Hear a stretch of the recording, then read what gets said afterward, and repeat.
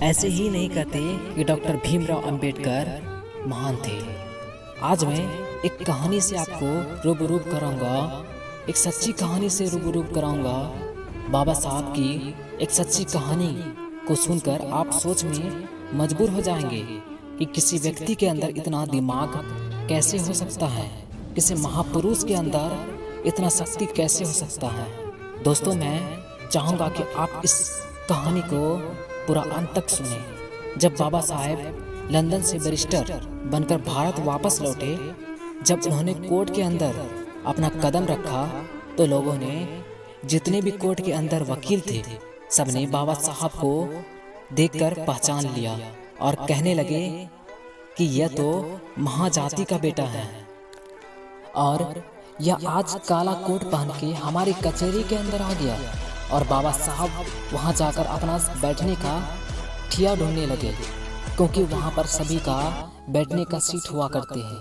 जब बाबा साहब को ठिया नहीं मिला तो बाबा साहब ढूंढ रहे थे, तो जो दूसरे वकील थे उन्होंने बाबा साहब को टोन कसते हुए बाबा साहब के और चिड़चिड़ाते हुए बाबा साहब को बोले, ओ बैरिस्टर, तुम तो बहुत पढ़े लिखे हो, विद्वान हो, तुम्हें क्या जरूरत है कचहरी के अंदर बैठने की? तुम तो बाहर कुटिया लगा लोगे तो तुम्हारी दुकान चल जाएंगी। लेकिन बाबा साहब उन्हें इस बात को टोन मारने को गलत नहीं समझा। बाबा साहब ने उस बात का बुरा नहीं माना और बाबा साहब मुस्कुराते हुए बोले कि तुमने ठीक कहा।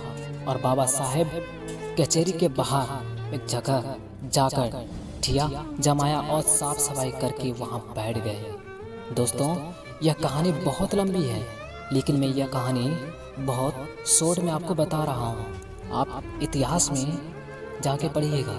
और बाबा साहब के पास एक छोटे मोटे केस आने लगे, रोजी रोटी चलने लगी और हल्का फुल्का बिजनेस बढ़ा, कारोबार बढ़ा। और उसी दौरान एक सेठ और एक सेठानी, जो कि उनका एक लौता बेटा था, उसको फांसी की सजा बोली गई थी। वह सेठ और सेठानी पूरी मुंबई में ऐसा कोई वकील नहीं छोड़े होंगे जिसका घर वह ना घूमे। जिसके पास भी जाते, जिसको भी अपना फाइल दिखाते अपने बच्चों का, वह मना कर देते कि तुम्हारे बच्चा नहीं बच सकता। उसने बहुत पैसा खर्च कर दिया उस सेठ ने, और वह सेठ ढूंढता ढूंढता पूरा मुंबई को छानता हुआ उस कचहरी के अंदर पहुंचा, जिसके बाहर बाबा साहब बैठा करते थे। हमारे मसीहा डॉक्टर भीमराव अंबेडकर बैठे हुए थे। और जब उस कचहरी के अंदर उस सेठ ने अपनी बच्ची की फाइल को दिखाई, एक लौते बेटे की फाइल को दिखलाया, तो किसी भी वकील उस फाइल को लेने से मना कर दिया और बोलने लगे कि इसका अब कुछ हो नहीं सकता, तुम्हारे बच्चे को कोई बचा नहीं सकता। उस सेठ ने ऐसे ऐसे बड़े वकील को दिखाया जो कानून को अपना घर मानते थे, जो यह बोलते थे कि कानून तो हमारी मुट्ठी में है। ऐसे ऐसे वकील को फाइल दिखाई। इन सब ने उस फाइल को देखकर इनकार कर दिया। और उस कचहरी के अंदर कुछ वकील बैठे हुए थे। और फिर ये बाबा साहब अंबेडकर के ऊपर टोन कसते हुए बोला कि अरे सेठ, तुम्हारा केस तो वो लड़ेगा, वह जो बाहर बैठा हुआ है महार जाति का। वह बहुत विद्वान है, वह बहुत पढ़ा लिखा है। वह बाबा साहब के ऊपर टोन कस रहे थे, हमारे महसिया पर टोन कस रहे थे। वह हमारे महसिया पर चिहाटे मार रहे थे। और सेठ मन से रो रहा था, उसे आशा की किरण चाहिए थी। उसका इकलौता बेटा जो जिंदगी और मौत के बीच में अटका हुआ था। जब वो सेठ सुना उस वकील ने सेठ से बोला, तो सेठ उसकी बात मानकर वहीं पहुंच गया। बाबा साहब के पास, बाबा साहब के चरणों में जाकर गिर गए और बोला कि ए बैरिस्टर, ए बाबा साहब, बच्चों को बचा लीजिए। तो बाबा साहब ने बोले, सेठ उठो, मैं क्या कर सकता हूँ, मैं आपकी क्या मदद कर सकता हूँ?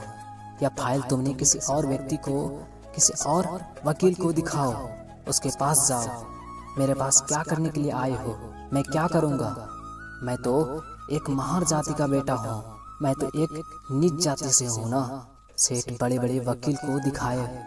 उस सेठ ने बाबा साहब की शकल को देखकर बोला कि नहीं, अगर मेरे बच्चे को कोई बचा सकता है तो बैरिस्टर आप बचा सकते हैं, वरना पूरी दुनिया की कोई ताकत हमारे बच्चे को बचा नहीं सकती। यह मैं आपका चेहरा पढ़कर बता रहा हूँ। बाबा साहब मेरी बात मान लीजिए, क्योंकि मैं तो एक बाप हूँ, मैं तो पीड़ा को सहन कर लूँगा। लेकिन जो इसकी माँ है, जब उसकी माँ को पता चलेगा कि उसका बच्चा नहीं रहा तो वह भी उसकी गम में मर जाएंगे। मेरे घर से 2 अर्थियाँ निकलेंगे बाबा साहब, 2 अर्थियाँ उठेंगी। मेरा इकलौता पुत्र, मेरा इतना बड़ा कारोबार है, इतना बड़ा बिजनेस है, कौन संभालेगा? क्या करूँगा इस पैसे की?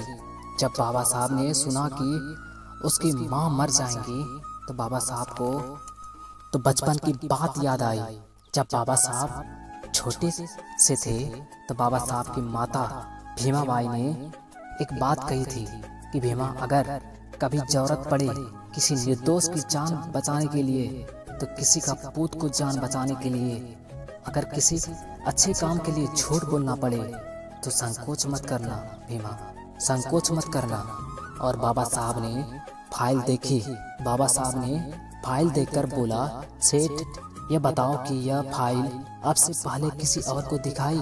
तो सेठ ने बोला, ए बैरिस्टर, फाइल दिखाई नहीं, मैंने इस फाइल पर इतना नोट खर्च कर दिया कि किसी का 3 पीढ़ी भी कमा नहीं सकती।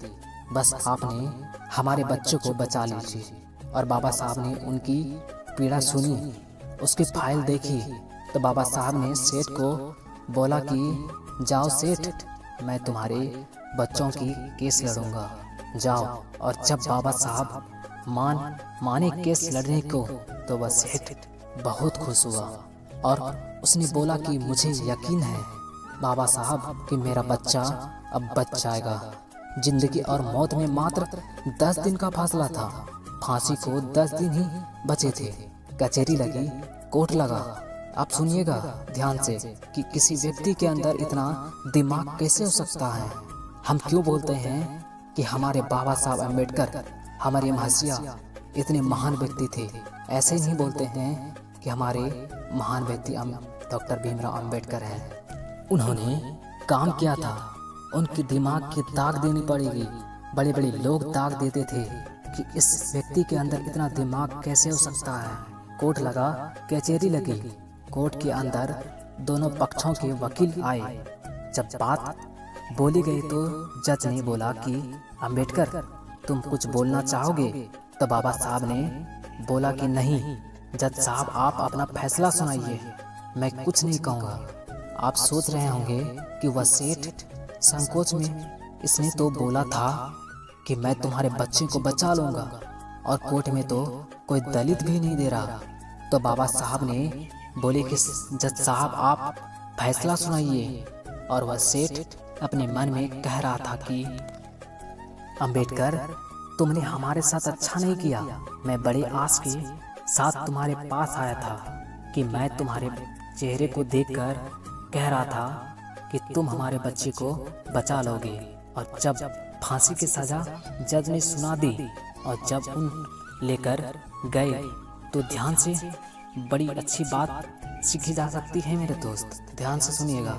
जब उस लड़की को फांसी की और लेके जा रहे थे और उसके गले में फांसी का फंदा डाला था ही तो बाबा साहब बोला, बस जज साहब, आपने फांसी की सजा दी थी, आपने मौत नहीं।